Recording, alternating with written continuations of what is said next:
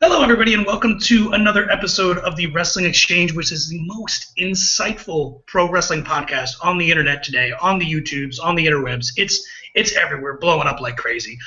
My name is Ted, and I am one half of this team, and what you're about to see is a passionate conversation between two wrestling fans. And we're talking specifically about the WWE product. We're going to talk about Raw. We're going to talk about aftermath of the Royal Rumble.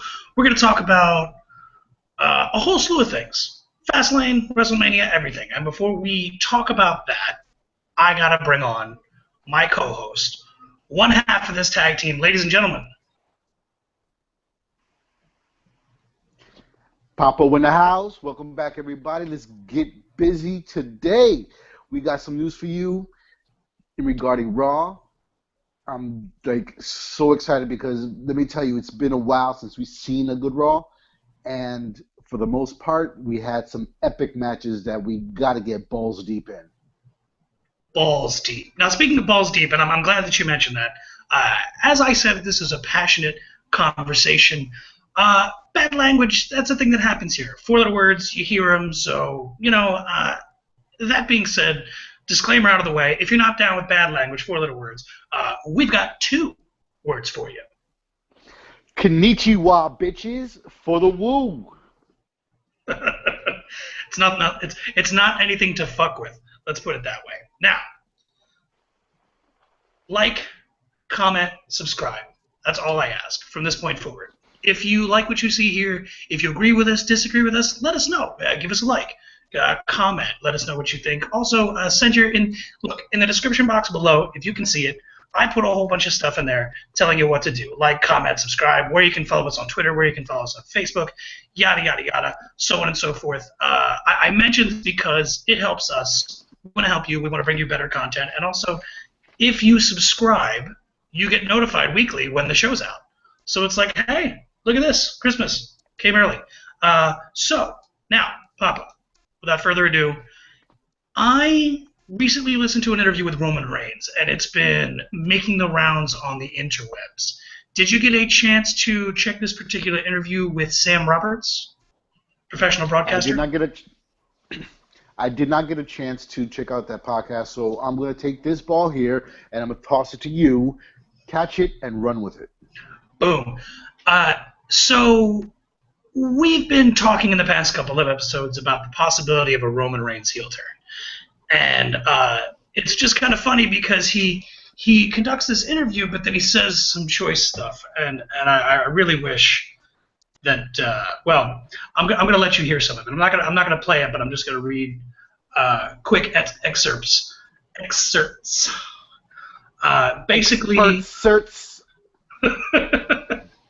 Basically, when asked about how he feels about his criticism, and I think this was actually a interview done 2 or 3 days before the Rumble.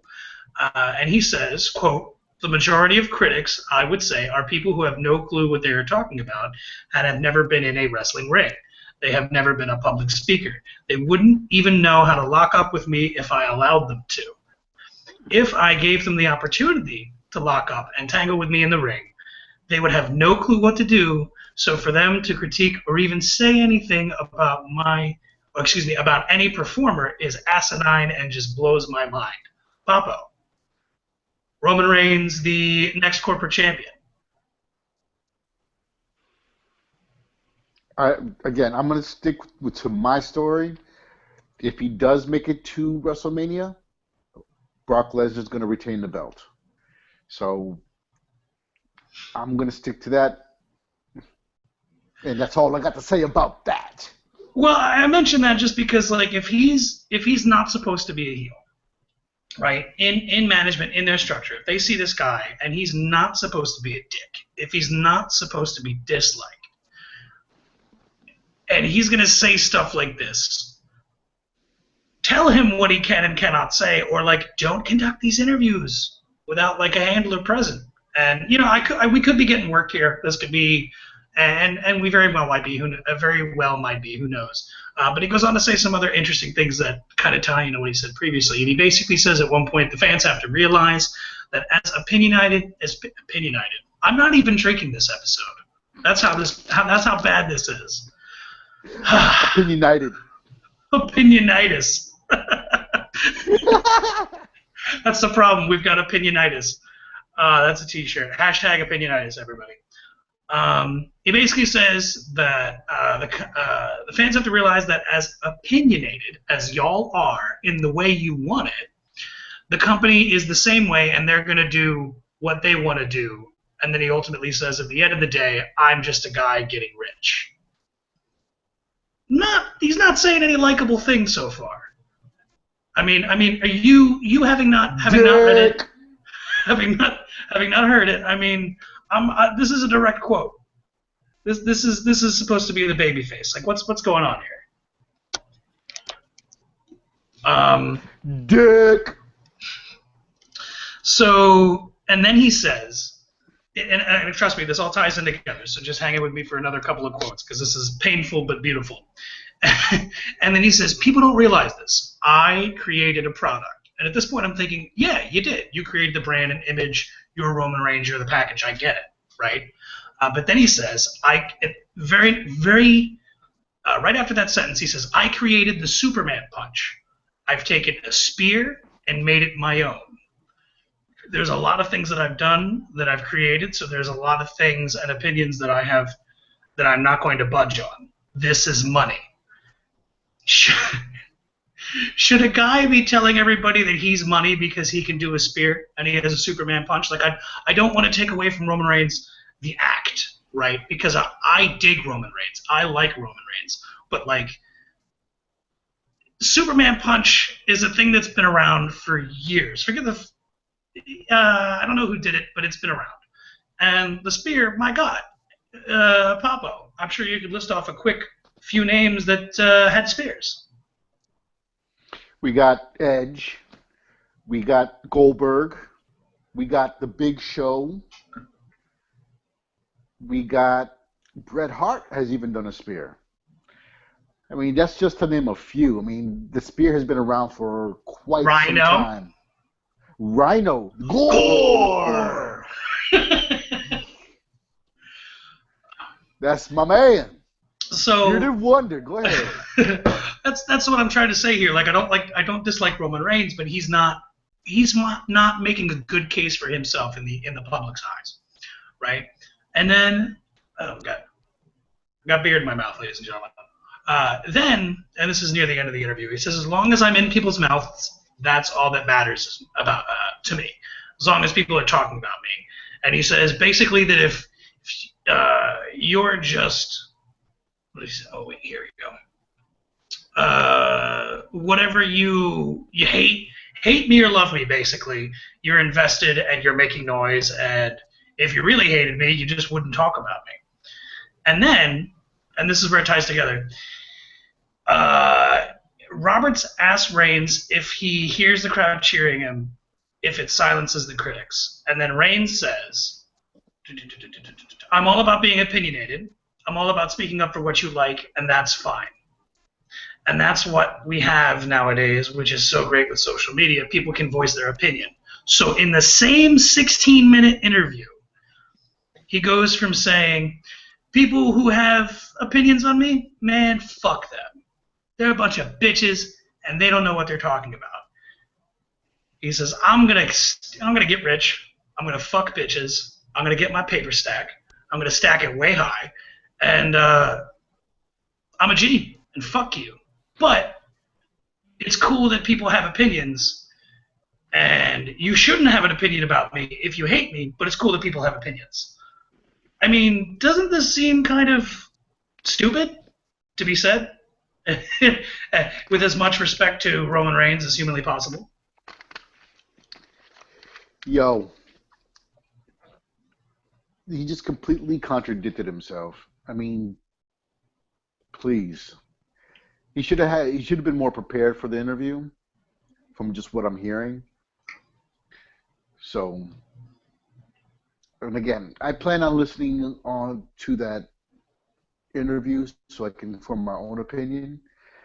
So I Oh, you honestly gotta caught listen and to heard it. it. So You gotta again, hear that's the your words ball. come out of his mouth. It's hilarious. It's just You hilarious because understand the words that are coming out of my mouth?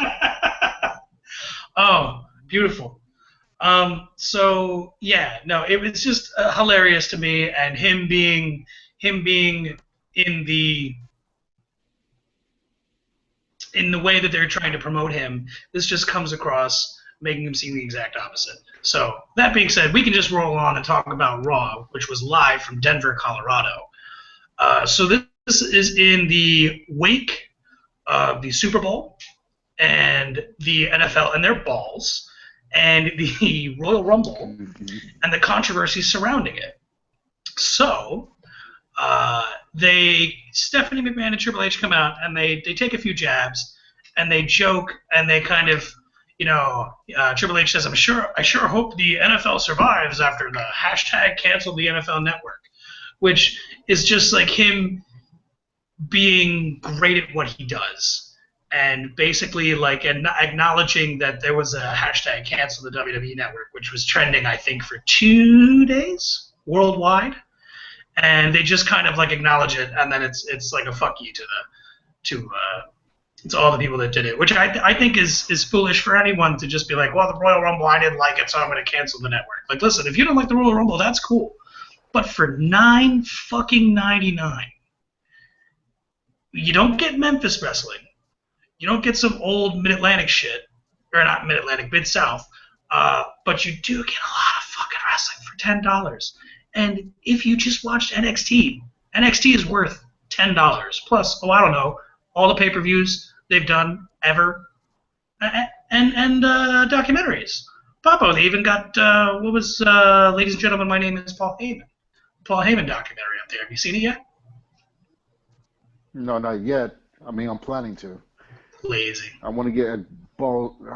Yes, I am. I know. You lazy guy with your kids and shit. But so anyway, they kind of continue. They keep talking about the controversy of the Royal Rumble, which is funny because in my opinion, you could kind of see where they're going if they're talking about Roman Reigns, but also if they were referring to the Curtis Axel bit, because as you remember, Curtis Axel never actually made his way into the ring before the next entrant came out. So I guess in kayfabe bylaws, right, just like that say that the champion has to defend their title every so many days, like I think Papo, it's probably written in there, or it's probably mentioned on at least one Royal Rumble, and maybe that's why I'm thinking it, that you have to be in there before somebody else comes out, otherwise you're just eliminated. Yes, you got a short time frame to get into the ring, or else you're automatically eliminated from the Royal Rumble. So Triple H addresses the controversy and basically says that Big Show and Kane were wrong to attack Roman Reigns after the match, which technically wasn't after the match because the match was still going, even though the timekeeper rang the bell. So he says they were wrong to attack Reigns after the match, but it was unsportsmanlike conduct by Roman and The Rock for The Rock to come out, save his ass, so that way when he turned around he could dump Rusev on his own. Controversy. The Rock. What do we think? The controversy would have started if Big Show and Kane didn't get into the mix. They got eliminated fair. They should have left, but they jumped back in the ring. Hey, have The Rock come out there and back up his family. I mean, The Rock got a nasty pop when he went out there. The Rock also got a lot of booze. The Rock got a lot of booze. He got that pop right away, but it didn't stay long. No. I mean, it's kind of sad when the Rock cannot put over Roman Reigns. Yeah, it's almost as if they knew that Roman Reigns winning in Philadelphia was going to make the crowd go banana. But that was like a very bad. Didn't work. But needless to say, Triple H says that like The Rock getting himself involved where he has no business being, Sting is doing the same, and he's basically going to call out Sting at Fastlane, which you and I have discussed is not a great name for a pay-per-view. But do you think it's some cheap like pun because it's Fastlane and hey man, we're on the road to WrestleMania? I mean, it fits perfectly for being on the road to WrestleMania, but for just a pay-per-view named Fastlane, it's weak. Here's an idea. You could scrap the February pay-per-view, right? So, and then you could do, instead of a pay-per-view, you could do a February special and bring back King of the Ring. How about that? Hey, that's money. That's money coming out your beard. Seriously. And then at WrestleMania, whoever is king, they get that big king entrance, crown, robe, the whole fucking shebang bang, gets a scepter, and then, calls themselves the Macho King. Oh, wait. That already happened. Dope.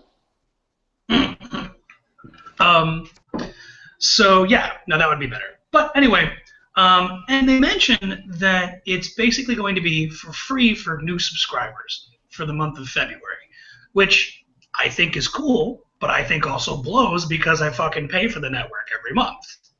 Like, I get why they're doing it for new subscribers, but, like, I feel like I should be, not compensated, but, like, I don't like the idea that I'm paying for something when other people aren't, and there's no difference between what I'm getting and they're getting. Now, Triple H then continues and speaks again of the Royal Rumble controversy, and he suggests that if Rock hadn't interfered, it was likely that they would have had a different winner. And Steph goes on to say it makes us question whether or not the outcome should apply. Roman Reigns will officially go down in the record books as the winner, but should he face Brock Lesnar for the title at Mania? Then, of course, Roman Reigns comes to the ring, and he's pissed. He's like, motherfuckers, so you're telling me that I won the Rumble, I earned the right, and you're just going to take it away from me? Excuse me. And then it gets pretty intense for the next couple of minutes. What did you think about the tone, or at least how Reigns was carrying himself in that moment? Because we've seen a lot of stuff with Reigns that's like, but like to me, this was the good stuff. This was the good shit. I mean, it's just another obstacle they're putting up in front of Roman. But I mean, with the logic you see where Daniel Bryan never and had it stripped from him, and then we have Seth Rollins who survived Brock Lesnar. I mean, they're just throwing up obstacles in Roman's face for his journey on this road to WrestleMania. Boom. I was kind of thinking from the perspective of how he's been packaged, right? Like part of the whole strength and dynamic behind Roman Reigns is that he's different. Sure, he's a big guy and he's got muscles and long hair, and like people dig him sexually, but he is different, right? Like there was a period of time where every guy that came through the WWE developmental looked the same. They were all like 6'2", shaved chest, white guys with barely any tattoos or like one or two tattoos. They all had the same short haircut. You know what I mean? They all looked prototypical. Generic, right. Prototypical generic pro wrestlers. And Roman Reigns, he looks different. He's got the long hair. He's soaking wet when he comes out, which is like the thing of wrestling. And, he's got the vest deal and the fucking battle. It's like a battle getup. He's in like battle gear. He's ready to go. Fucking SWAT style. He comes to the crowd. His whole package is different, and most of that comes from the Shield. But at the end of the day, that's what's so cool about him. So in his interactions, he should be different than everyone else. And he comes down to the ring, and he looks like he's just going to fight. And not everybody does that when they're telling a story where someone's going to get into a fight. A classic example of this is which WrestleMania was it where Triple H and Randy Orton had their match? And it was like Randy Orton slobbered on Stephanie, and Triple H wanted to kill him, but then the match starts with a headlock. Was that like 21, 22? Approximately. Yeah. I mean, they were trying to tell a story where a guy's trying to kill another guy without being disqualified so he would lose his title. But, like, it was, then I go to a headlock. I'm like, oh, I don't like that. It doesn't. I don't get that you want to hurt this motherfucker, right? So when Roman Reigns comes in at this point, he just gets right up in Triple H's shit, and he's like, he's peacocking. It's fucking awesome. So now, blah blah blah blah blah. Long story short, Daniel Bryan comes out. Place goes banana. Yes, yes, yes. Roman Reigns basically says, I'm sorry that they're messing with you. This is usually my bag. This is my gimmick. They've been doing this shit to me for over a year. Uh, but he mentions his controversy, which is the fact that I love that they mentioned this because they haven't in recent. They only have in recent weeks, but not for the past couple months. Nobody beat Daniel Bryan for the title. Daniel Bryan is the uncrowned champion right now. Nobody beat him. He got injured in storyline. Well, he was injured, but it was nerve injury. It wasn't like he got injured. It's complicated. Anyway, so yeah, he never lost it. And then Triple H basically says, well, you're a B-plus kid. You failed to make your obligations. We had no choice. You deserve a rematch. And they basically do this whole deal. Seth Rollins comes out at one point, and he says, tells Daniel Bryan, this is getting ridiculous. Brock Lesnar would eat you alive. You got hurt. That's nobody's fault. That's nobody's fault but yours. And then he tells Roman Reigns that he wouldn't have won the Rumble if not for The Rock. And he should be the guy. Then Triple H listens to everybody, and then he says, basically books a match, Daniel Bryan versus Seth Rollins, main event of Raw. And whoever wins this match goes on to face Roman Reigns at Fastlane for Roman Reigns' Rumble win and ticket, essentially, to WrestleMania. Or ticket to the main event with the champion. Then Seth cuts in. He says, no one wants to see Roman Reigns versus Daniel Bryan. Roman, if you don't accept this offer, it's because you're afraid of me. Roman Reigns just pretty much goes, you know what, fuck it. And he says, I like this because this is like his thing. It's on his shirts. He says, it's been one versus all this whole time. Let's do it. And then they book the match, and then Roman Reigns gets the opening match of the show. So before we get into the actual match with Big Show, what did you think about this whole 20-minute promo introduction hook to the show, if you will? If you will. I think it was crap. Honestly, they were throwing the word controversy around like it was free water. Because let me tell you, you go to a restaurant, water's free. Hey man, have you ever tried to throw free water? It's hard. It's not easy. You can only throw a little bit at a time. That's why you flick it like this. So, again, I mean, the whole point of this was for Roman to lose his spot at WrestleMania. At no point did Daniel Bryan step up and be like, yo, don't listen to them. Do your thing. But Daniel Bryan, being for himself, talks to Roman. I'm going to beat Seth Rollins, and me and you are going to tear it up at Fastlane. Which, again, you know what? That's not very babyface of Daniel Bryan. You don't think so? You don't think it's very babyfacey of Daniel Bryan to be like, we're going to tear it up? Think about this. Babyface is going to be the good guy. Right. Now, with your theory, if you will, on Roman Reigns on Roman Reigns with a heel turn, this would be the perfect opportunity. Dude, it's not a theory. Well, I mean, technically, yes, it's a theory, but I'm getting the feel so hard from this. It just doesn't. It only makes sense in the storyline perspective. But even, I mean, he could not turn heel, but then I just don't see him as likable, as relatable, right? Like,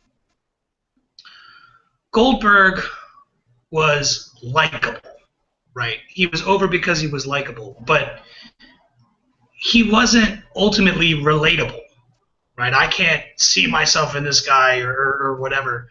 And Roman Reigns right now is not relatable. I think he can be relatable, and I think this storyline can help him to be relatable as far as character depth. But I just think if they don't turn Roman Reigns heel, they're missing the boat, like hard. Because mark my words, WWE is going to have Roman Reigns beat Daniel Bryan and beat Brock Lesnar for the title at Mania. That's not what I want to see happen. But I feel it in my bones that's what they're going to do. To me, the money is in this whole WrestleMania card just seems really muddy to me because to me the money is in Daniel Bryan versus Brock Lesnar. You don't even have to write that fucking story. It writes itself. The Beast is going to fight the injured, the David versus the Goliath. Nobody beat this guy for the title. Then Brock, swoops in and gets it. So, like, it's a natural story. And then with Roman Reigns, you could feed Rusev to him and have him run kind of like mid-card champion. But I just don't see. I'm rambling. But no, I just don't see them doing that. Even though I want them to do that.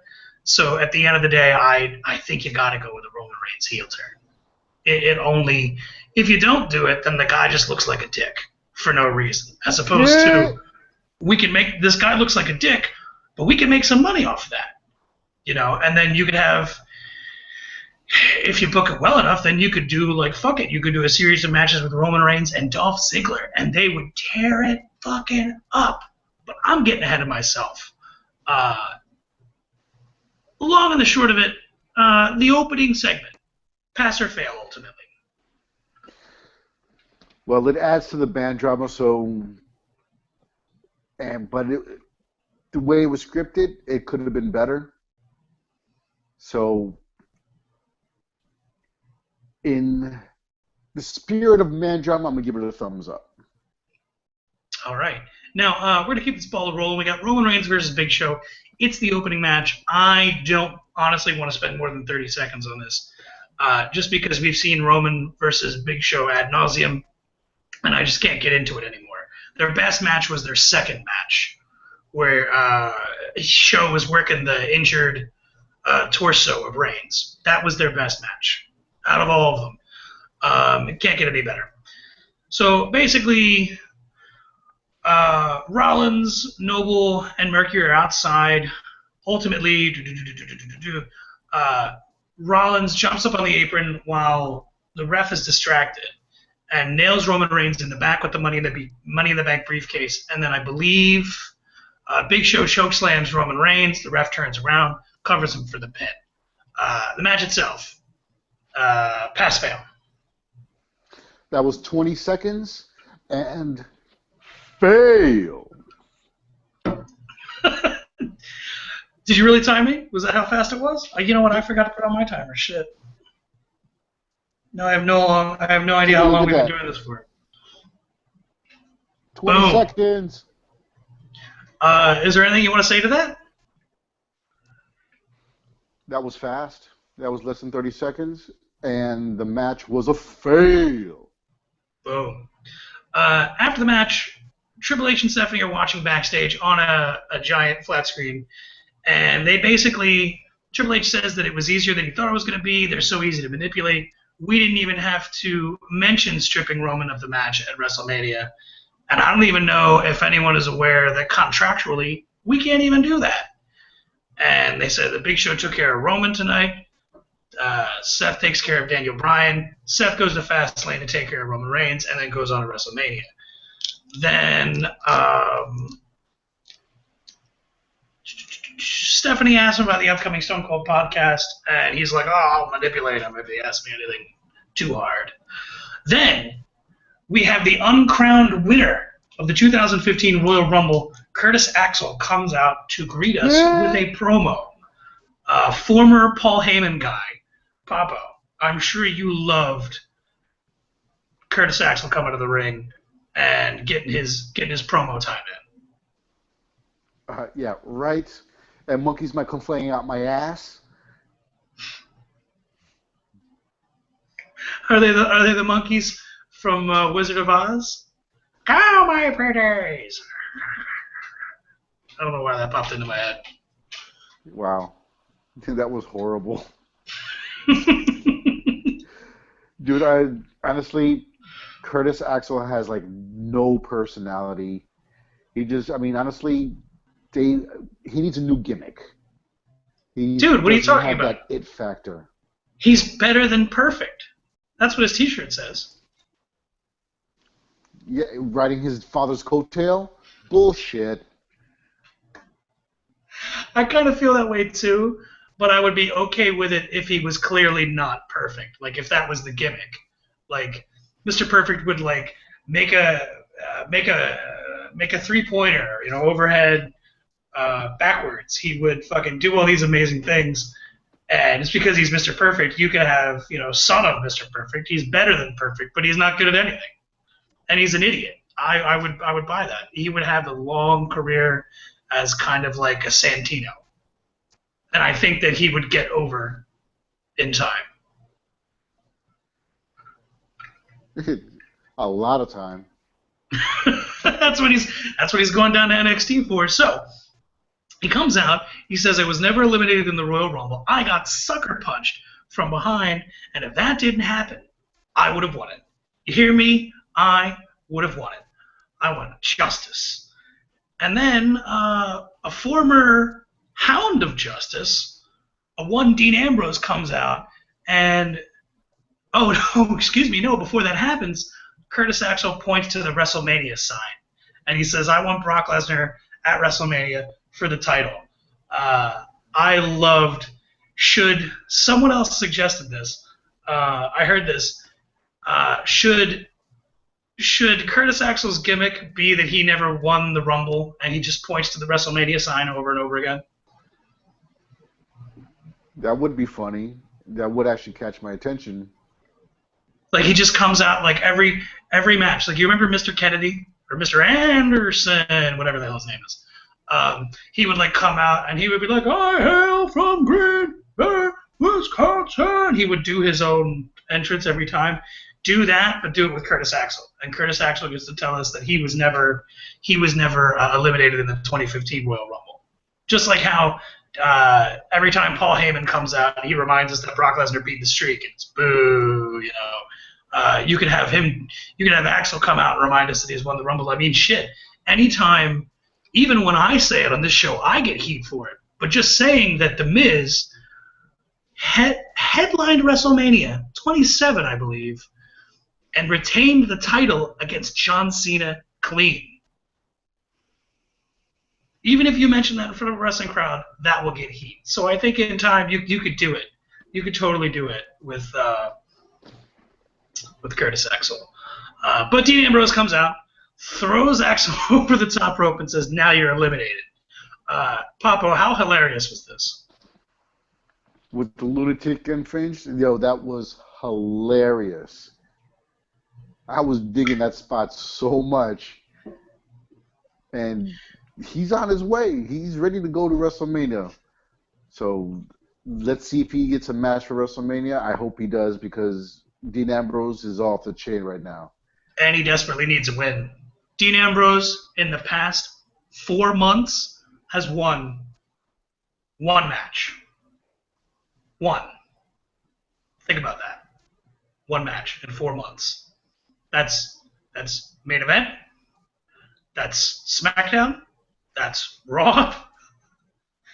Does he wrestle on Superstars? I don't know. But he didn't get a single. He got one win on Tribute to the Troops, which the least amount of people saw. So he desperately needs a win.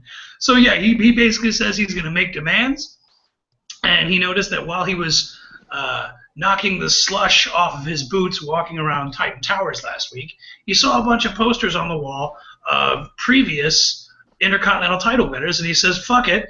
I lost my spot. And I started thinking, quote, "I take a pretty nice mugshot. My face would look great on this wall." And then he makes that joke, but then he turns it around and gets serious, real serious. And he says, "2 weeks ago, I pinned the IC champion, Bad News Barrett. That means I'm in line for a title match. And I'm afraid," and he does the "I'm afraid I've got some bad news Barrett" gimmick. And he says, "I'm coming after that championship. I'm going to get my face on the wall at WWE headquarters. Strap yourself in for a wild ride with Dean Ambrose on the road to Fastlane." Then, like a boss, he drops the mic and then is attacked by Curtis Axel. Ambrose fights back, hits him with a double arm DDT, and leaves like a boss. So, um, isn't it funny that they mentioned on TV that he has a win over the Intercontinental Champion, so that makes him number one contender? When up until like a week and a half ago, Sin Cara had a win over the Intercontinental Champion, but didn't get a title match. You lagged on me. Okay, isn't it weird that they only mention wins over champions to make them number one contenders whenever they want to? Like they're very selective about it. It should be an across the board thing, but they barely mention it, and when they do, it's like, why not? When people beat like the Intercontinental Champion, Papo, you still with me? Am I lagging out? I hear you. I'm listening. Okay. I got you. You haven't lagged yet. Have you noticed that whoever holds the Intercontinental title just fucking loses all the goddamn time? Okay. So, I mean, it's a mid-card belt. yeah, but they shouldn't be losing in all these matches. They should be winning their matches because everybody beats the mid-card champion, right? Which, if you're going by the logic that if you beat the mid-card beat any champion in a singles match, you get a title opportunity, then like there would be 50 more Intercontinental champions this past year. So it's just funny to me that they only acknowledge it whenever they feel like it, and it doesn't matter anyway because the champion should look strong and beat guys. Like, but they don't. They lose to people. I don't know. It just bothers me. Anyway, what do you think about the possibility of Ambrose as Intercontinental Champion? Does it give you? Do you get warm fuzzies or do you get the cold? Do you get the fucking I don't know sweaty shakes? Sweaty shakes.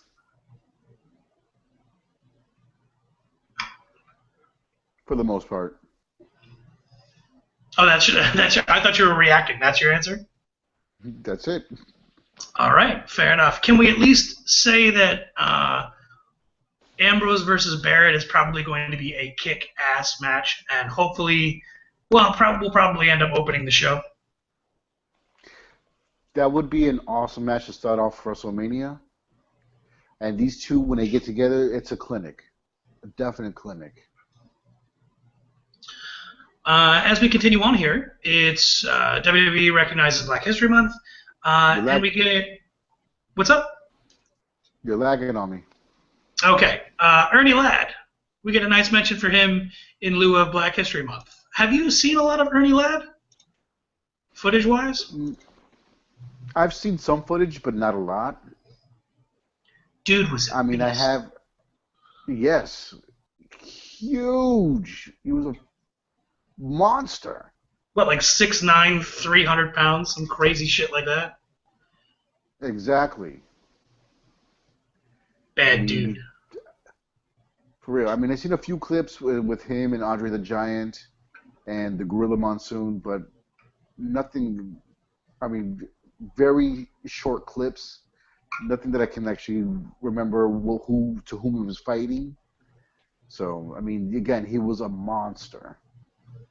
Yeah, he was really huge, and I kind of want to. I'm tempted to go back and try to find some Ernie Ladd footage on the network, but their search function is kind of whack. Like, it's ridiculous. So that being said, we have the tag team match, the Ascension versus the Dust Brothers. So this match was a little weird, and I want to take a minute to talk about it before we actually get into the ins and outs and the winner and whatnot. So, Papo, correct me if I'm wrong, but on TV right now, on paper, Stardust and Goldust, heels or baby faces? Dude, you lagged really bad on there. And I know we're talking about the Dust Brothers, but then you just totally paused on me. Damn. I'm trying to fix this. How about now? Are we better? Yeah, I can understand. I can hear you now, and you're not lagging. Okay, good. On paper, the Dust Brothers, are they heels or are they baby faces? Good guys or bad guys? I would say heel. right? I mean, just based on the past couple of months, it was just a couple months removed. They did the whole angle where they were beating up on one of the Usos for the bad leg, right? That is correct. And they put him in like heel territory off the bat. So now this match, the Ascension, obviously heels. We get the Ascension versus the Dust Brothers. And we get a tease. And in fact, if you had watched SmackDown, did you watch the live SmackDown? Yes, I did. These guys also had a match. And I got to say, to be honest, I think these four have good chemistry, or at the least much more than Goldust and Stardust had with New Day. Definitely. I'm in total agreement with that. I mean, they look like a. I'm sorry, go ahead. The Ascension looked like a decent tag team against the Dust Brothers. I mean, we've seen them wrestle before, but the Dust Brothers did put them over. We got to talk about that finish. Basically, the Ascension and beat the Dust Brothers kind of easily. They did their Fall of Man finish, which is it's kind of like a variation of the what did the Eliminators call it? Total elimination. Exactly. Do you think? Because to me, looking at it, you have Connor, he's the big guy. You have Victor, he's the smaller guy. When you watch them do the move, the bigger guy does like a backwards leg sweep. And you're like, why would the big guy do the leg sweep? Why wouldn't the big guy be in the front? It's really weird. They need to fix it, right? Get a new finish or change it somehow. They need to modify it to fit the team. I mean, understand that the taller guy, the bigger guy, should be the clothesliner. Since he had a bigger body, for that lariat to go through, it would guy. And then the smaller gentleman could do the sweep. Or even, you know what, even be better if he just did the comical get on his hands and knees while he does the clothesline. Dude, I literally so awesome. I literally thought that while I was watching this match. Literally, I was like, wouldn't it be better if, because their whole finish, the way they play it out is like they make the tag, right, and then one of the guy, it's usually Victor, the smaller guy, he runs to the guy on the apron, knocks him off, then they do the finish. So they've already taken out the other guy. And it's not like a sneaky finish, but it's like a clever type of finishing maneuver, I guess you could say. But yeah, man, if he just got on his hands and knees and just knocked him over, because the way they're doing it now, Papo, I'm going to put a disturbing image in your head. Imagine this same move. Big guy does the leg sweep, smaller guy does the clothesline or whatever, and then put Kane and X-Pac into that. How ugly would that look? Oh, God. That is disturbing. That is, that would... The crowd would be silent. I would just leave it like that. Because that would just be so horrible just to look at. A nasty, pussing, open sore of a finish. It would look terrible. So yeah, the Ascension wins with their move. After the match, it seems that there's an argument between Stardust and Goldust, and it looks like Stardust is saying, "I'm the one with my head on straight," and then he leaves, and then Goldust finds him backstage, and Stardust is kind of talking to himself like a crazy person, and he's like, "Cody," and then Stardust snaps out of it, and he gets upset. He says, "Don't ever call me Cody again," and then leaves. So we're getting the breakup of the Dust Brothers. How excited are you for this? In a sense, I am excited for this breakup, and I would like to see the brothers feud. We had talked before the show wouldn't it be awesome to have the American Dream, Dusty Rhodes, as the guest referee? Put the pressure on him, Daddy. Dude, it would be the best. It would be the best. And because remember the story they did where Cody said some shit and he lost his job because he couldn't beat Randy Orton. And then they gave Goldust an opportunity to beat Randy Orton to get his job. And then Goldust failed. And then they brought Dusty out there to like humiliate his sons, to humiliate him, but he had to choose between his sons, right? And it's like, oh, super drama. And it ends up with the Cody and Dustin winning the tag. No, yeah, was the Shield tag team champions at that point? Yes. Right? They were. It was Rollins and it was Rollins and Reigns, right? Correct. So yeah, they won a tag team match to keep their jobs, or well, to give Goldust a job essentially. But yeah, I think we've even talked about on the show. You have maybe Goldust is trying to get Cody's attention, and he doesn't want Stardust. He wants Cody, and then maybe Cody's able to get Dustin Rhodes out of Goldust, and then at WrestleMania you don't have Cody versus Goldust. WrestleMania you have Cody Rhodes versus Dustin Rhodes, Dusty special referee. That's a story in itself. I mean, remember the drama from the end of an era, Taker versus Triple H, Hell in a Cell, and Shawn Michaels was the guest referee. And do you remember the back and forth between two guys he respects? Yes. That was an epic match right there, if you will. If you will, definitely was. So you could do the same thing. Anyway, long story short, we're getting the breakup of the Dust Brothers. There's another breakup that's occurring, and I feel like we can't have these two breakups at the same time. So I'm kind of concerned. Papo, do we get the Dust Brothers breakup at WrestleMania? Do we get a brother versus brother match? It's still too early to find out. I mean, as of right now, we may even have a breakup at Fastlane. Don't even say it. It's too soon. Why not just... Again, it is too soon to say. But, Bearded Wonder, I wanted to provide you with just an observation that I noticed while watching that match with the Dust Brothers versus the Ascension. Do it. Well, we got the Ascension coming out with face paint and shoulder pads with spikes. And on the other side of the ring... Are they spikes, or are they like kind of supposed to be like saw blades? They kind of look like saw blades. You say tomato, I say potato. Messed it all up. That's okay. I understand. I forgive you. What were you going to say? Okay, so and then on the other side of the ring, we had the Dust Brothers with their face paint and get-up. Yeah. All right. Technically, are we watching two tag team clowns go at it? No, we're watching two tag team clowns versus the Dust Brothers.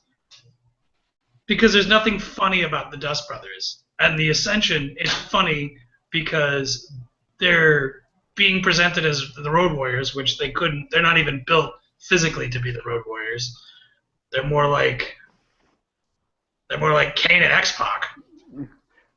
That's just disturbing. Or more clowns.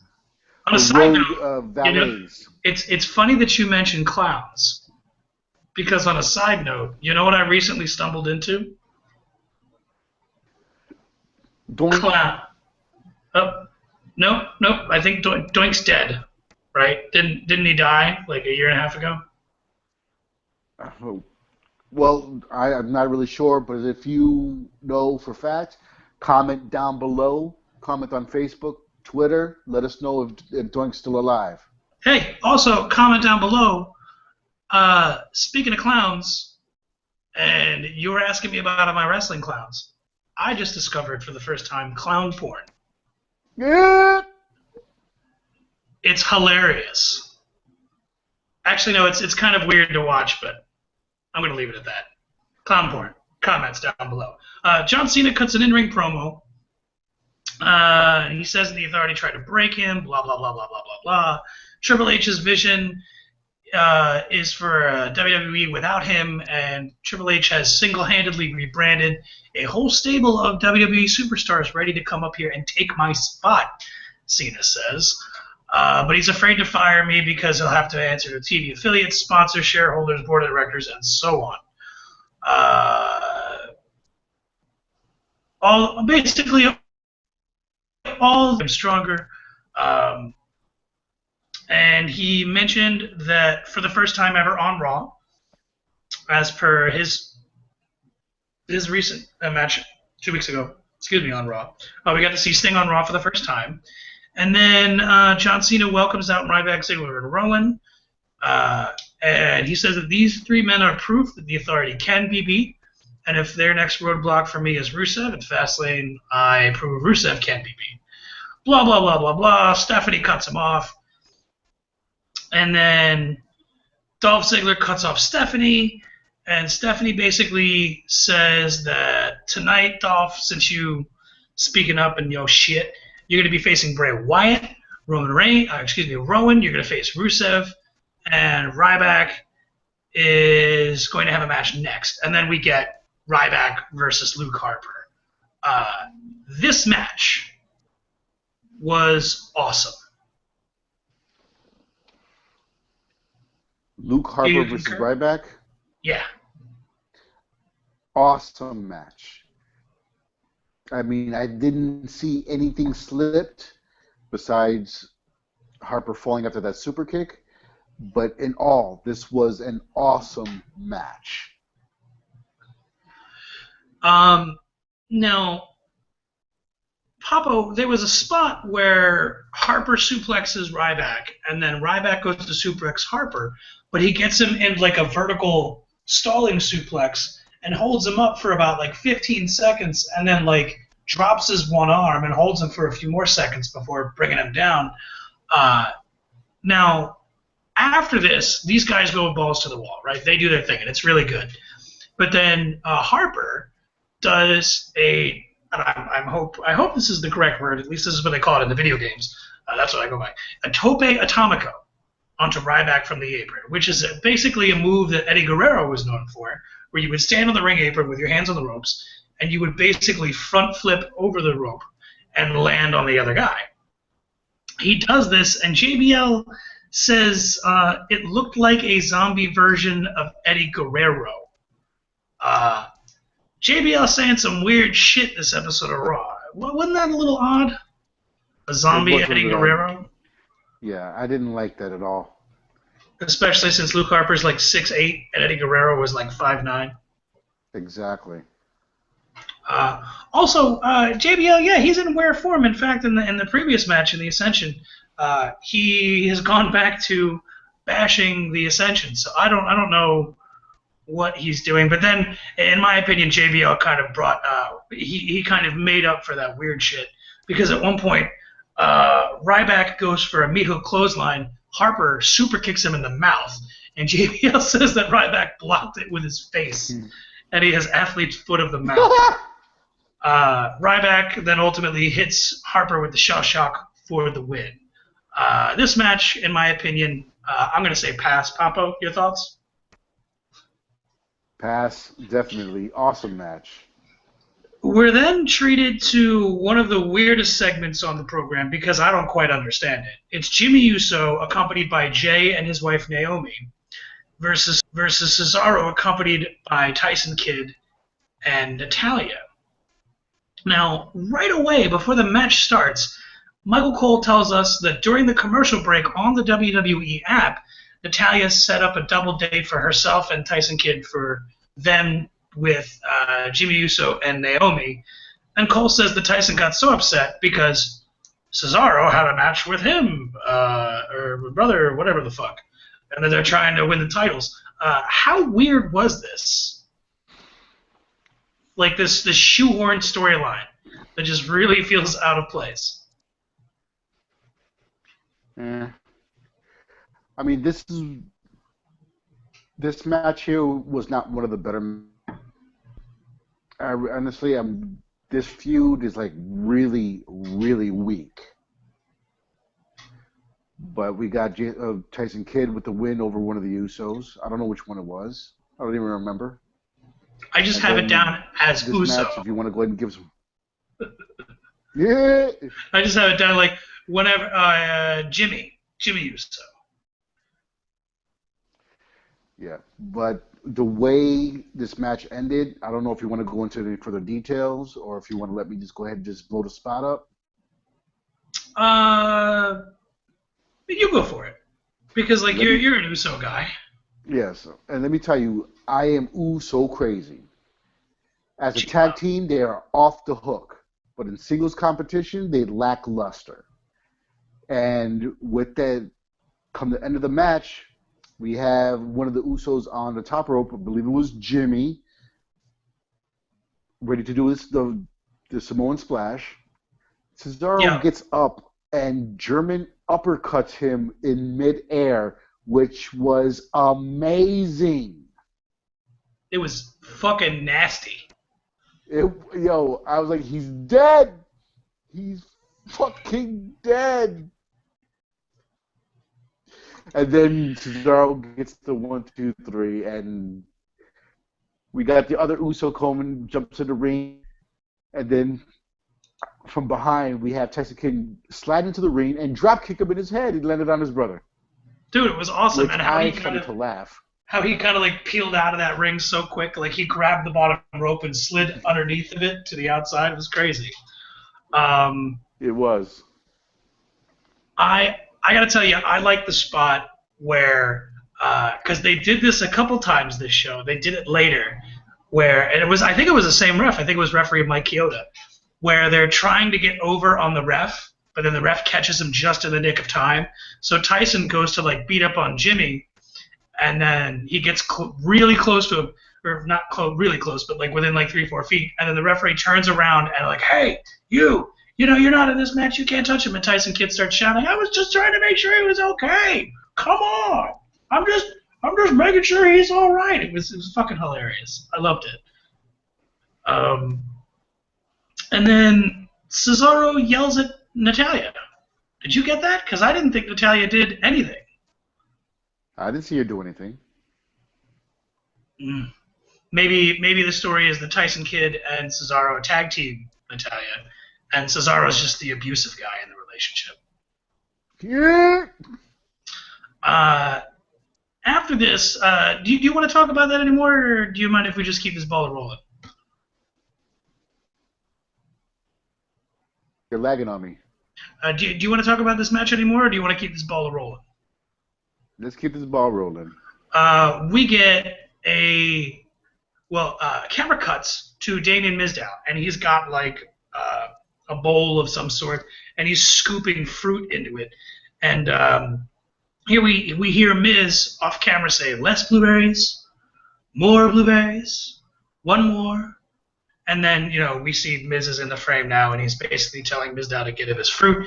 And then basically a TV, I'm going to assume it's a production assistant because he's wearing a headset, tries to get an autograph. Miz tries to shoo him away, and he says, no, I was asking for Mr.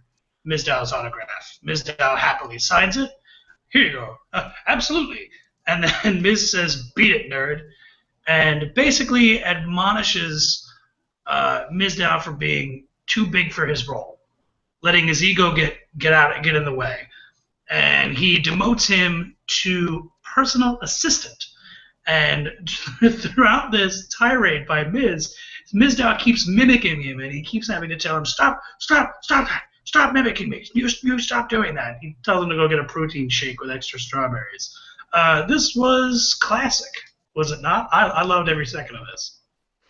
Yes, I mean, this is the road to the Mizdow feud, which is awesome. I am waiting to see what's going to happen next, which we'll go into more detail when we go into Miz's match later during our podcast. We will, and you and I are talking about this, but I want to bring this back to a point we made earlier. This is that other feud, right? So on the one feud that we were talking about was the implosion of the Dust Brothers. The other, we have the implosion of Team Awesome. I don't know. Um, and these matches, both of them are not going to take place at WrestleMania. One should go to Mania. One should go to Fastlane. Papo, which would you prefer to see where? Well, right now with Mizdow being hot, I would like to see Miz and Mizdow at WrestleMania. But again, what they need to do is build it up. I wouldn't mind seeing a match at Fastlane from Miz and Mizdow, but then yet we get some sort of interference, if you will. If you will. Yeah, but you'd take Miz and Mizdow over the Dust Brothers at Mania? Like if you had to choose one or the other, gets that match at Mania. Miz and Mizdow. Really? Oh, you and I are not on the Yeah. same page. As much as I do want to see that at Mania, I feel like there would be more of an well. You could be equally emotionally invested in both. Uh, Nonetheless, though, we're gonna keep moving on. John Cena's in the locker room, bumps into Eric But you know Rowan. Mizdow is hot right now. Yeah, but if they pulled the trigger on the Dust Brothers angle right now, then it would be hot. I don't know. I don't want to. I don't want to speculate anymore. My head's starting to hurt. So, Eh. uh, so Eric Rowan basically thanks Cena for what he did. He says no one's ever stood up for me before. I realized that in my time away that I want to be that guy, and I'm gonna take out Rusev for you, bro. And Cena's like, hey, Rusev's dangerous. Don't take him lightly. And then we get second best match of the night: Dolph Ziggler versus Bray Wyatt. Papo, this match was in up until the main event the best match so far. Yes. This match was amazing. Dolph Ziggler and Wyatt, they work excellent together. I mean, I want to see these guys go at it again. If they played it on SmackDown or on Raw next week, I hope that it reaches this caliber for real. Yeah, I'd like to see a few with these two guys too. I don't think they're gonna go for that now, but I'd very much like to see that maybe after WrestleMania. These two go at it because this match was pretty fucking dope. I noticed a couple Do things you during this see a match. future feud? I see money in that feud. I could see Dolph Ziggler versus Bray Wyatt headlining a pay-per-view. For shizzle, I, my nizzle. I could easily see that. I could see that at Extreme Rules. I could see them headline. I mean, quite a few. But yeah. So without going into all the spots in the match, because there was a lot of spots and a lot of stuff that happened, I want to talk about a few observations I made during the match. So we've been talking about Bray Wyatt having a disadvantage because he's a very likable heel. In that he has the cool entrance, and he gets the crowd to sing for him and whatnot. But I noticed that he's starting to come into his own working the heel style in the ropes, between the ropes in the ring at least, or during the match, I should say, because he's doing things that we don't see other heels do right now. For example, he'll get he'll get fucking Ziggler in a hold, and Ziggler will get to the ropes, and he will not break until the count of 4. And heels nowadays will either break on 3, or the referee will count to 3 and then try to pull them off. Nobody lets a heel stop at 4 anymore, and I feel that that's like bad. But you see Bray do it, and he can actually get some heat. He can cheat or bend the rules borderline, and get the people to boo him, especially when you're in the ring with Dolph Ziggler. I mean, am I overthinking things or what? No, you're playing it perfectly. I mean, right now he's the quintessential heel.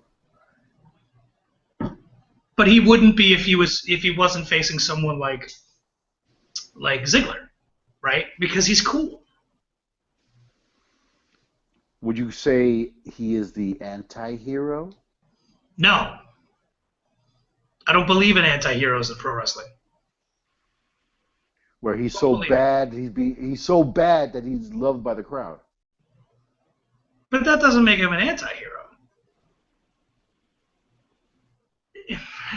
Well, it doesn't make because when you call someone an anti-hero, you're basically saying that they're neither good nor bad, which really doesn't work. I mean,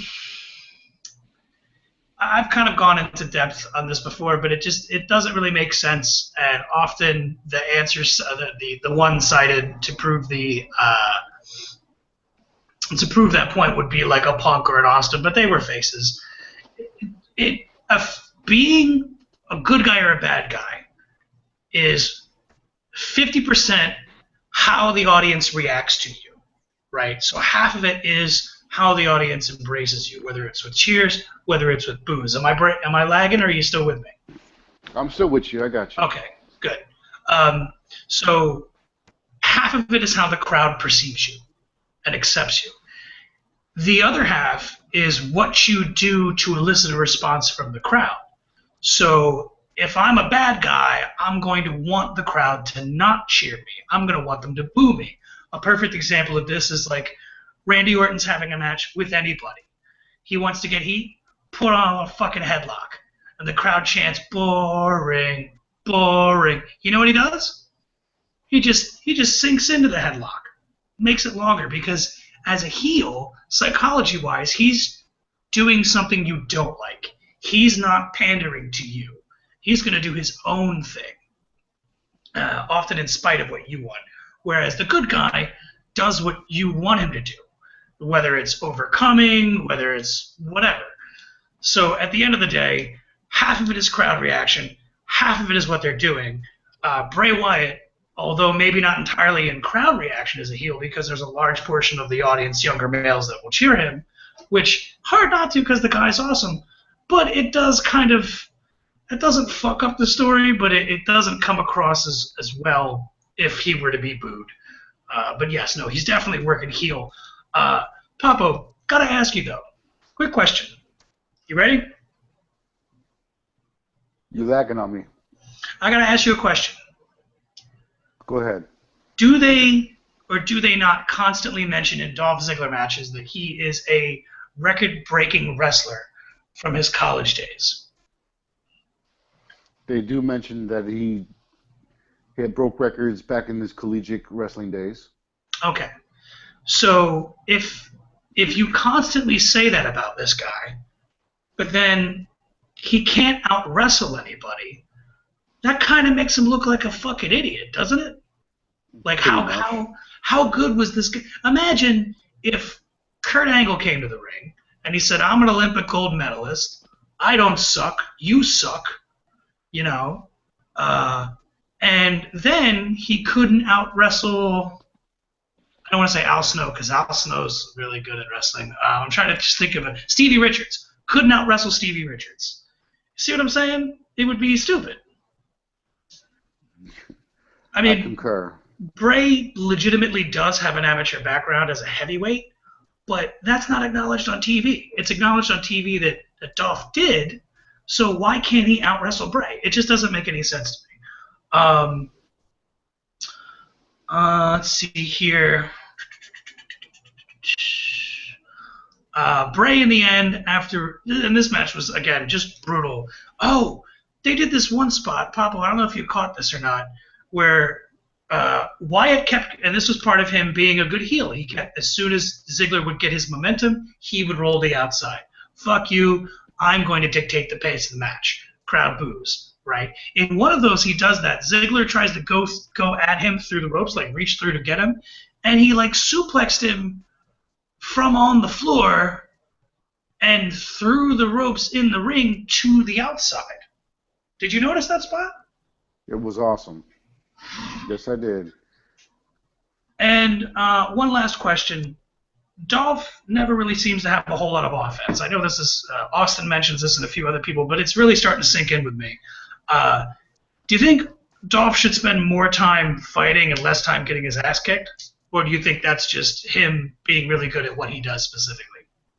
It's him being really good. He's got to get the crowd to get behind him, so he's going to have to play that role, if you will. If you will. And he's got to get the crowd behind him, and it just builds up to the climax of the match. So moving right along then, because I'm with you, but I don't know. I'm kind of torn. Triple H and Stephanie, they're backstage. They're pumping up and talking about their workout DVD. And Seth Rollins comes in. He compliments them. And then he kind of says, I really don't like that you put me in this match, risking, man, I thought I was, plan B and blah, blah, blah. And they're like, hey, don't worry about it because, you're the guy. We've got faith in you. That's why we booked you in this match. And Seth basically says that he's going to punch his ticket to Fastlane and stomp out the ES movement. Then, Papo, we come back from commercial. The Bella Twins are on commentary with Cole, JBL, and Booker. And we get to see Paige versus Alicia Fox. Now, I actually had to pee-pee. And, these diva matches are so short that you can't pee-pee. Because you don't even get time to wash your hands. Papa, why don't you tell the people what happened here? Okay, your Divas match is brought to you by Papo. Konnichiwa, bitches. Well, we get the match started. We have Paige versus Alicia Fox in there. And we are joined by the Bella Twins on commentary. Now, throughout this match, the Bella Twins are making these snide comments, blah, blah, blah, blah, blah. And then we have in the ring Paige versus Alicia Fox, which they actually did a decent job. Excuse me. There were no spots missed, and there was a little skirmish a lockup between Alicia Fox and Paige, and they rolled out to the ring, to the commentary table, right just in front of the Bella Twins. Paige pops up and screams at the Bella Twins. I mean, just ah! And they jumped back. That shit was hilarious because those girls jumped.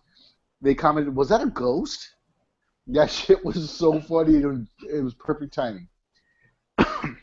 Alicia Fox and Paige get back in the ring. Couple moves, and the corner closest to the commentary table, Paige does a quick roll up for the win, and Paige gets the match. After the match, Alicia grabs her into like a surfboard move. The Bella Twins go into the ring, and they spray paint her stomach with spray tan. And I just want to say Paige got NWO'd. Could have been a yellow streak down her back, like the good old days. Yeah, but they got her stomach, and she actually wiped her stomach, and she had black on her hand. Ugh. It was funny. I thought it was hilarious. Yeah, I don't quite. It's almost like Paige is now the female Sheamus. We're like, oh hey, they're pale. Like okay, like that's the gimmick. Is a pale person really? Got so much more to offer than that. So Divas match, pass or fail? You lied on me, dude. That match, the Divas match, pass or fail? I'm going to pass that. It wasn't the best match of the night, but I'm definitely going to pass it due to the comic relief that we received from Paige and the Bella Twins. Next up, we got Miz versus No Face, apparently. I did not know this. Sin Cara means no face? That face is correct. Off? No face. Like face off, like the movie? Face off. I want to Sin Cara. I don't know. So there wasn't much to this match, but I do wanted to take a couple moments and talk about it. Throughout the match, the story is that Mizdow is now the personal assistant, and he keeps forgetting his place. And so throughout the match, Miz has to jump out and yell at him and tell him, no, you're not going to fucking mimic me. You're just going to stand there. And so Mizdow is standing in his trunks with his hands crossed in front of him with the sunglasses on. Papo, is it just me, or did Mizdow look like he was part of the Secret Service? Attention, Mr. President. We need a dancer.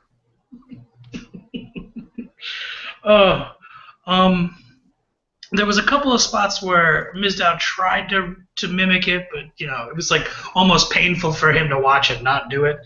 But basically, he tries to do it again. Miz gets mad. Miz distracted, and Sin Cara wins with a roll up. So this would be the 52nd roll up of the new year, or 52nd roll up victory of the new year.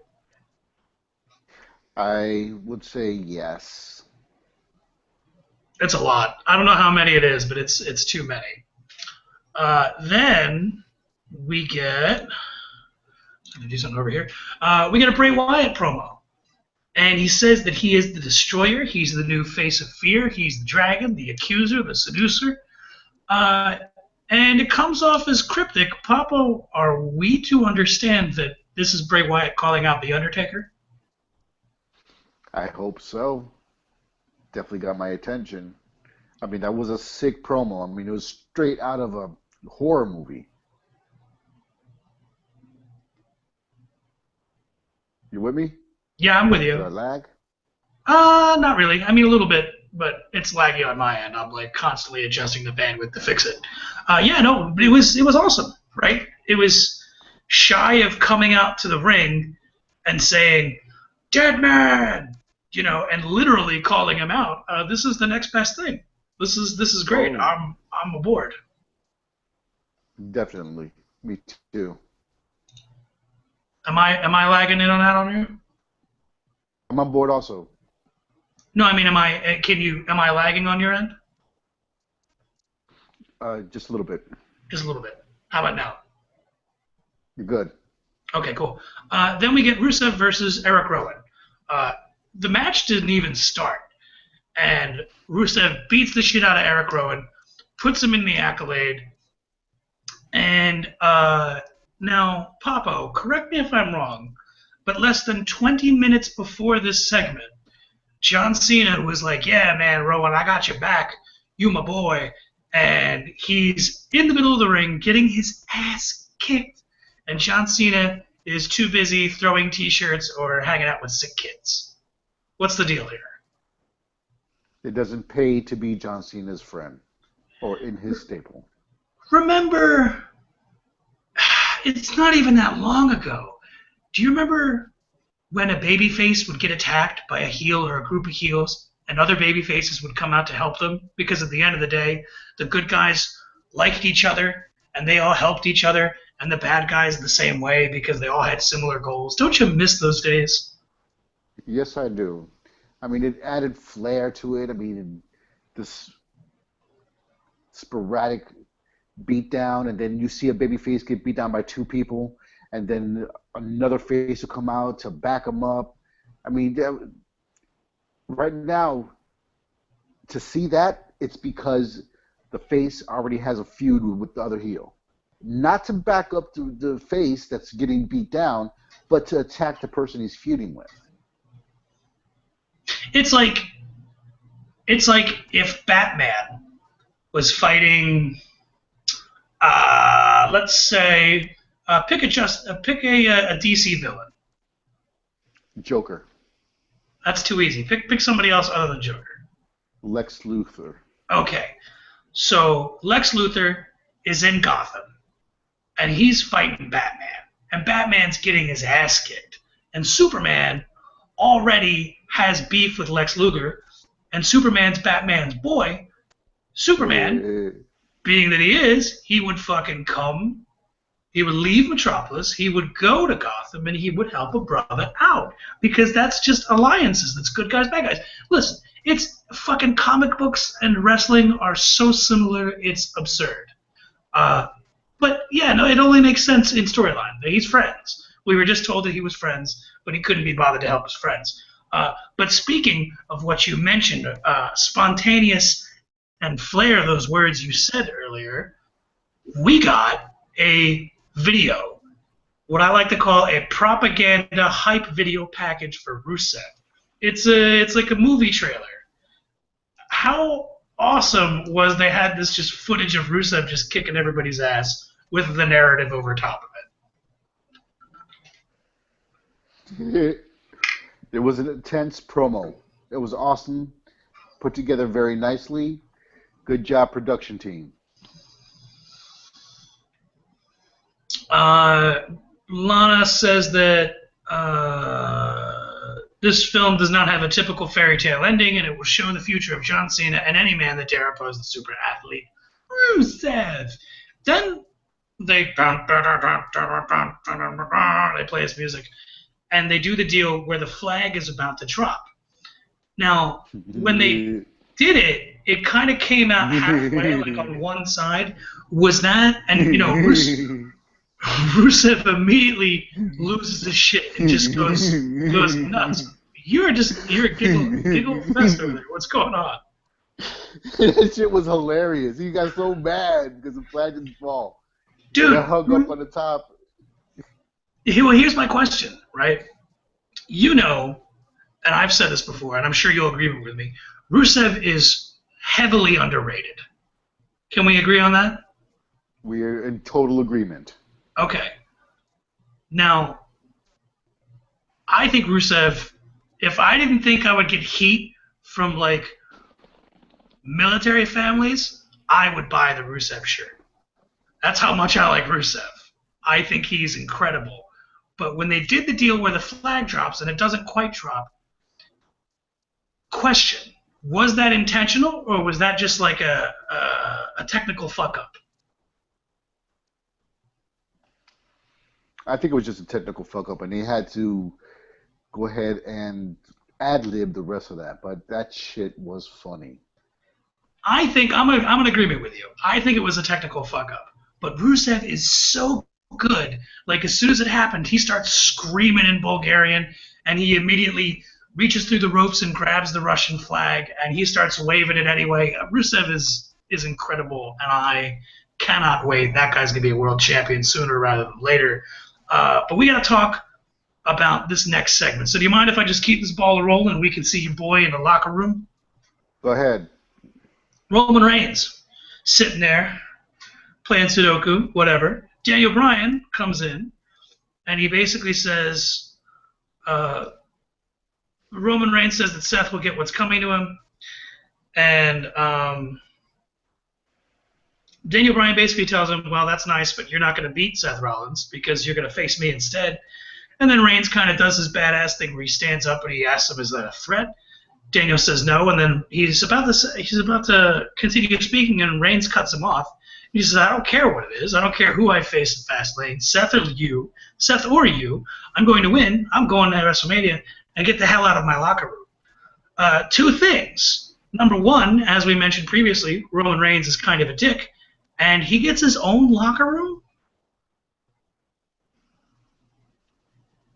No. He has to share that locker room. Does he share it with the Usos? Is it Samoan only? And there's like tribal on the paper outside the door? Ibu Sabu! Ibu Sabu! Ibu Sabu! That shit is terrible. You know how much I hate it when they do that. It gets worse and worse every time they do it. They're so out of time now. It's pathetic. The one guy, the one Uso, I don't know. This doesn't even do the arm slap anymore. It's terrible. So then we get the main event, which, like I said earlier, it's fair to say that up until this match, Ziggler and Bray stole the show. And I gotta be honest, this match was fucking awesome, which just tells me that I want to see more Daniel Bryan versus Seth Rollins. I'm just gonna go quickly into a couple of spots and the finish, and then we'll kind of give our overall thoughts on it. You cool? Go ahead, rock that. All right, so we got some nice technical wrestling to begin in the start. At one point, Daniel, and I know there's a name for this move because it's in the video game. I think it's the Danielson Special, where he does a double underhook suplex, but as soon as the guy lands, he positions himself into a cross armbar, which I fucking think is a super cool looking move. Then he does a suicide dive to Rollins. And at some point during commercial break, Big Show comes out. He's standing at the bottom of the ramp cheering on Seth Rollins. And then eventually we get a cheap shot by Noble to Bryan when the ref's back is turned. And then both Noble and Mercury are on the apron on the same side. when Bryan goes for the yes lock, but then Seth Irish whips Bryan, and Bryan starts running towards the ropes, and then like double drop kicks J&J, and then he throws Seth out, does another suicide dive, and then this is one that you don't see him do much. He did a super backdrop from the top rope. That move scared the shit out of me, being his neck and all. Papo, did that scare you when he went for that move? It did, but I mean, again, he's recovered, so he should be good to go. At the very least, it's cool because it's not a move that you see Daniel Bryan break out often. It's not like a typical signature move. Fair? Fair. Let's see. Then Bryan goes for the running knee. Seth catches him into his power bomb, which he does the power bomb from one corner to the other corner. And he catches him in the power bomb, does the power bomb into the corner. Bryan falls to his knees, and then Rollins super kicks him in his head. So Bryan is on his knees, super kick to the head, a la Alberto Del Rio. And they get a 2 count, and then the crowd starts losing their mind. Big Show starts telling Rollins to finish him off. And basically, Seth rolls outside with Big Show, and Big Show's like, encouraging him, and he's like, yeah, get a breather, blah, blah, blah. And then fucking Roman Reigns comes like a fucking bullet out of a fucking cannon. I know bullets don't fly out of cannons, so forgive me. And he spears Big Show, and dude, this was the biggest spear I've ever seen in my life. He was a human arrow. Dude, he jumped like he was like in air for 3-4 feet, just moving forward. And instead of hitting Big Show on his bottom half, right, underneath the chest, to get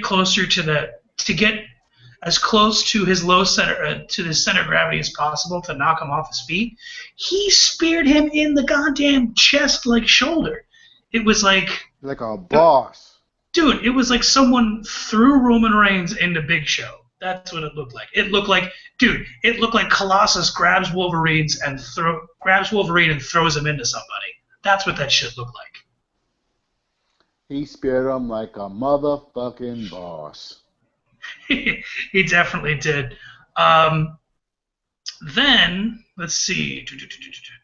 And then Reigns then super punches Rollins. And then Bryan kicks Noble in the back of the head because Bryan was trying to interfere with the Noble was trying to interfere with the Money in the Bank briefcase. Daniel Bryan hits Seth Rollins with the running knee, and then Triple H and them are all watching backstage on the TV. Daniel Bryan covers Seth Rollins for the victory.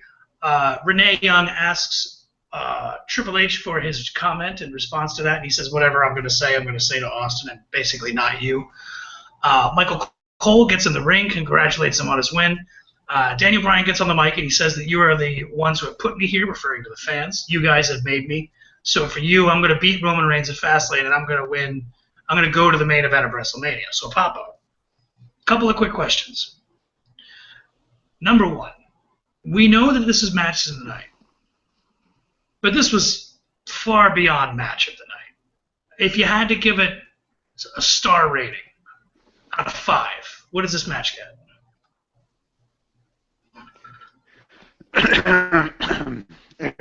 Excuse me. This was a 5-star. We should have had this at a pay-per-view and got paid for this match. 5 stars. They had the drama. We had the interference. We even had some comedy. I'm going to take it a step back. During the first jump out the ring, you saw in the background Big Show move out of the way, thinking that Daniel Bryan was going to attempt to jump on him. I noticed that, and I just started laughing. But again, we had drama out the ring. We had interference. We had a double interference with the spear heard around the world by Roman Reigns. It was awesome.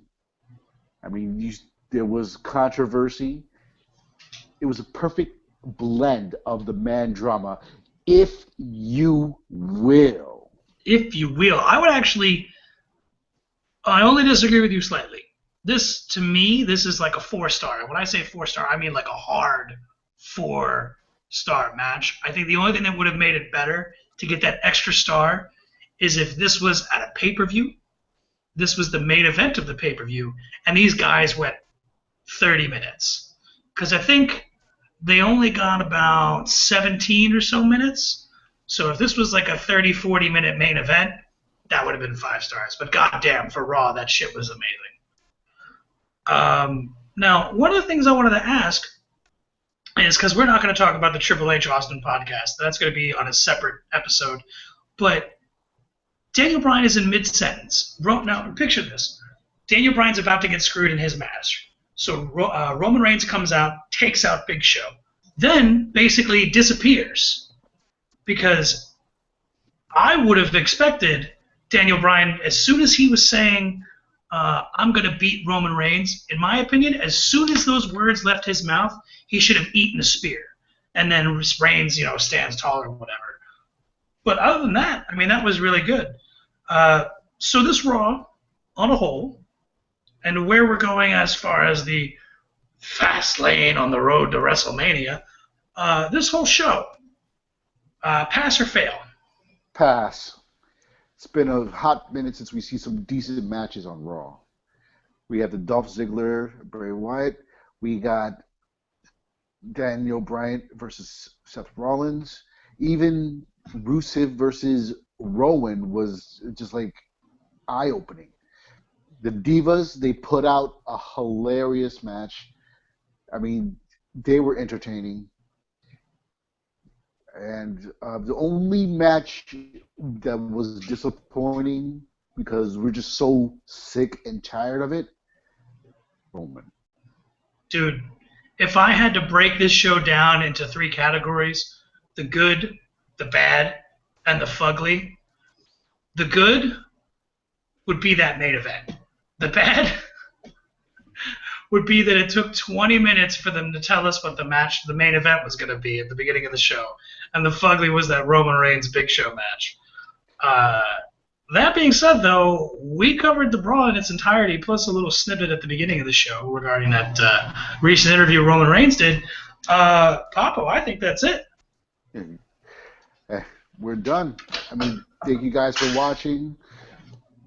Comment, like that old rigmarole that we do. Tell a friend. Have them tell 2 friends. Have them tell 2 friends.